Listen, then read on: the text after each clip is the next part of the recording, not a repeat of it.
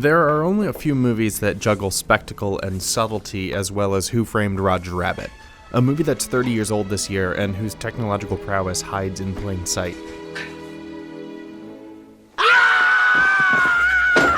There's something really fun about seeing animated characters interact with the real world. Especially when those interactions are in the hands of creators as innovative as Robert Zemeckis and Richard Williams. Hey, Cartoon Me. You know, you're right. And it seems like we see these human animated interactions in virtually every science fiction and fantasy movie these days, usually in the form of a CGI character created using motion capture technology. Ha, yep. But many of the principles that Hollywood still uses today to create characters like Thanos and Gollum came from the creators of Roger Rabbit. Well, whatever you say. All right, roll the title card.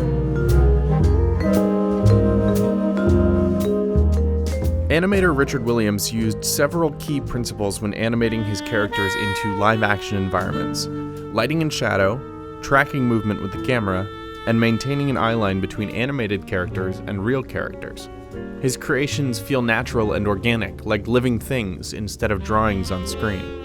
So first, let's talk about lighting and shadow. Take a look at this scene from the 1977 Disney film Pete's Dragon, which features Elliot, a cartoon dragon, interacting with real characters and environments.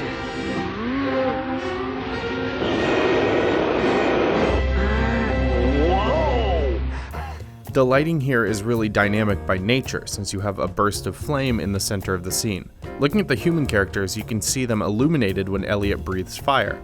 On the other hand, Elliot's lighting doesn't change much, other than shifting to a slightly lighter green. As a result, the animated character's presence in the movie feels slightly less believable.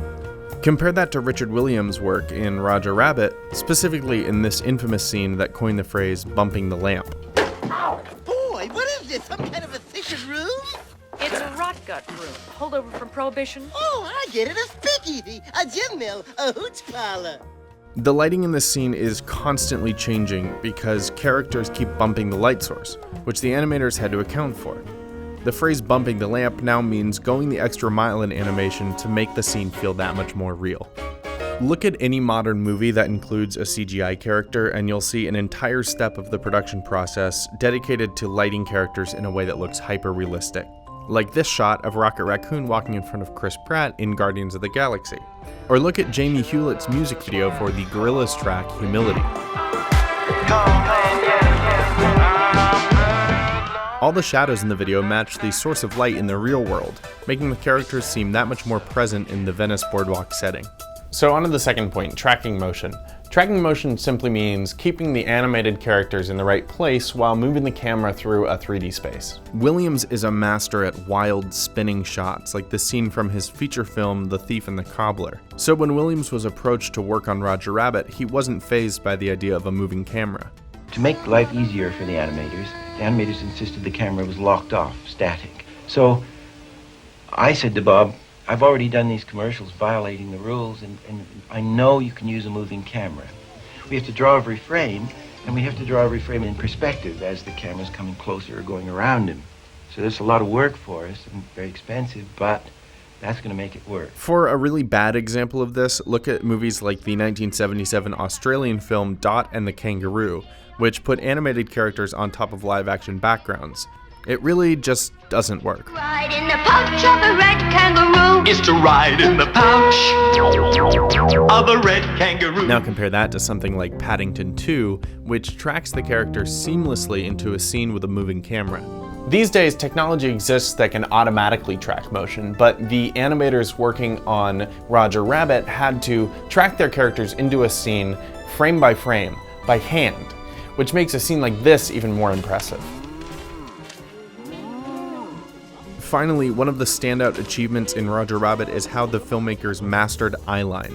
This is perhaps the most important aspect of animating characters into the real world. Drawing a clear eyeline between two characters makes it seem like they're actually in the same room together. You can spot the problem with the eyeline in this clip from the very weird Brad Pitt movie Cool World, as opposed to the matching eyeline in this scene from Roger Rabbit. So as you can see, eyeline is a really important part in establishing these characters as a real presence in the world. Isn't that right, Cartoon Me? That's right, Granger. Anything else you think we need to cover? Nope, I think we've proven how revolutionary Who Framed Roger Rabbit really was. Well, it wasn't just a technological marvel and a feat of animation ingenuity, it also laid the groundwork for virtually every modern blockbuster. You see, almost every summer movie has one of these CGI characters, and Richard Williams and his team perfected the techniques that are still being used by animators to create characters like Thanos, who, for the record, wouldn't stand a chance against Roger Rabbit and his antics. You're right. While these new characters are created with vastly different processes and technologies, the underlying principles that make them feel real can still be traced back to Roger Rabbit and the other toons. 30 years later, Zemeckis and Williams' work is still influencing pop culture, and in some cases, still giving us nightmares.